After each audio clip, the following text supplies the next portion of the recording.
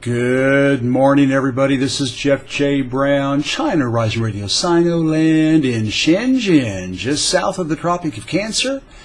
And today is a book review, and it is the book is called Russia's Americans by Deena Stryker, published in 2018 on Amazon. Let's get started.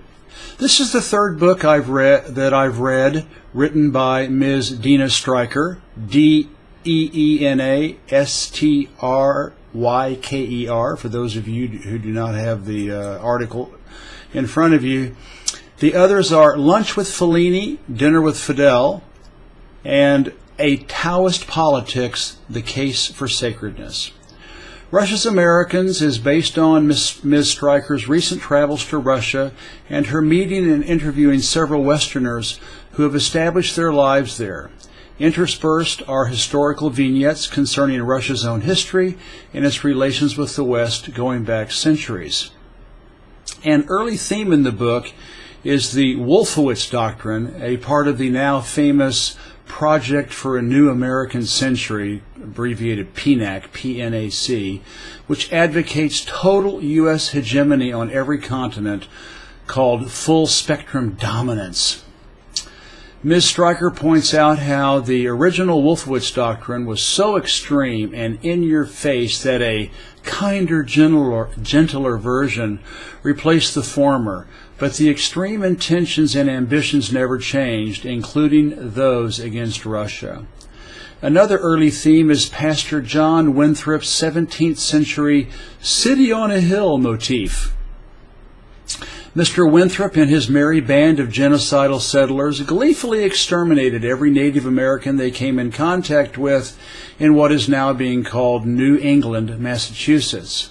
Again, this early Orwellian Western propaganda fits in nicely with what we see in the headlines of today's mainstream media concerning Russia. These themes are fleshed out with Ms. Stryker quoting extensively from several mainstream articles exposing Western Empire's hypocritical and self-serving big lie propaganda machine with a focus on Russia.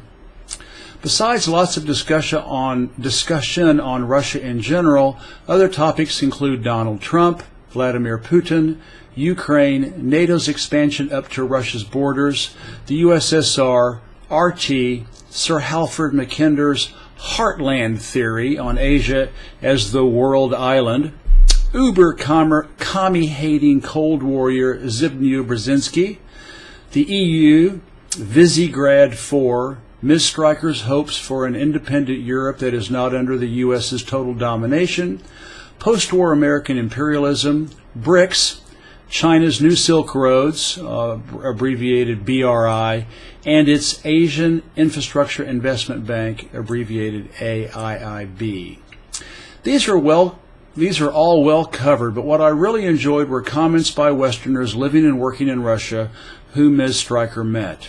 Testimonials are powerful expository literary devices, as Studs Terkel and Howard Zinn could attest to in their writings. Hearing what people have to say who lived through an event or are experiencing a place is very meaningful because they are up close and concrete. They afford the reader a fly-on-the-wall perspective and an augmented, vicarious reality. Ms. Stryker's interviewees talk very matter-of-factly about life in 21st century Russia, the ups and downs, the good and the great, the bad and the ugly, how they got there and why they are staying. That is my only regret for Russia's Americans, is that there are not more of these personal testimonials. I could have read many more of them. Ms. Stryker's Russia's Americans is an expansive, informative book that captures the zeitgeist of Russia in the modern world. For those who are looking to learn more about this amazing country, as well as the aforementioned topics covered in the book, it is well worth reading. Thank you all very much. Have a wonderful weekend. This is Jeff Brown signing out, China Rising Radio Sinoland in Shenzhen. Bye-bye.